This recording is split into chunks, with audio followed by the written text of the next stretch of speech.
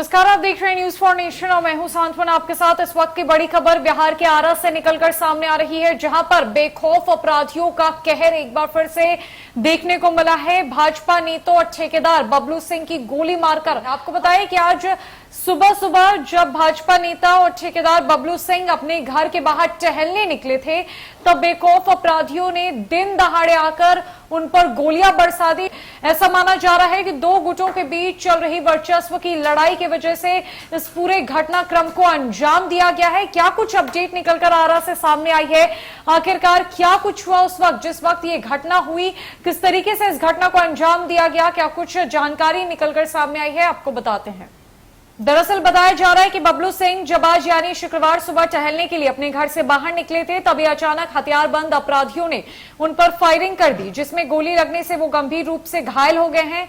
आनन फानन में उन्हें जिला सदर अस्पताल में भर्ती कराया गया है, जहां गंभीर हालत में उनका इलाज कराया जा रहा है।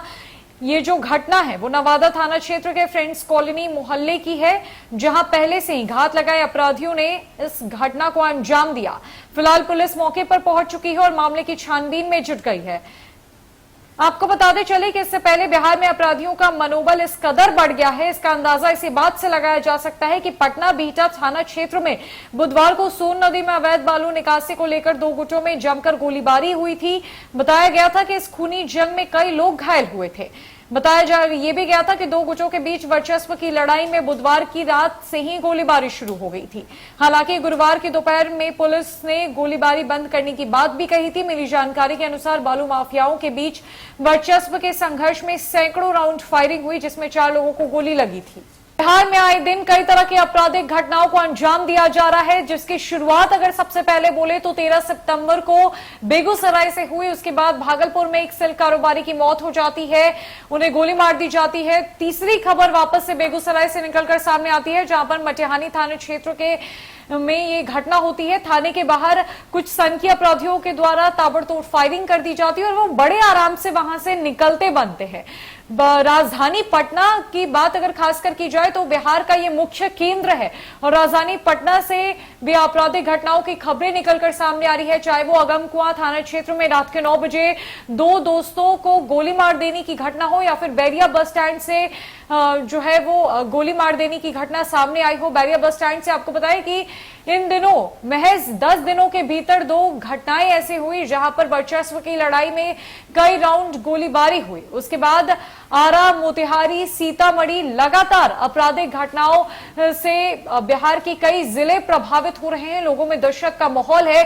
सवाल एक बार फिर से बिहार प्रशासन पर उठ रहा है, बिहार की विधि व्यवस्था पर उठ रहा है कि आखिरकार इतने सारे आपराधिक घटनाओं के बाद भी इन पर लगाम क्यों नहीं लगाई जा रही है। अब बिहटा में जहां पर बीते दिन यानी कि गुरुवार को गोलीबारी हुई, अवैध बालू खनन के मामले को लेकर जमकर गोलीबारी हुई थी, जिसमें 4 लोग गंभीर रूप से घायल हो गए थे। तो वहीं ताजा अपडेट जो है वो आरा से निकलकर सामने आई है, जहां पर आरा में एक भाजपाई नेता बबलू सिंह के ऊपर ताबड़तोड़ गोलियां चलाई गई, जिसके बाद वो गंभीर रूप से घायल हो चुके हैं।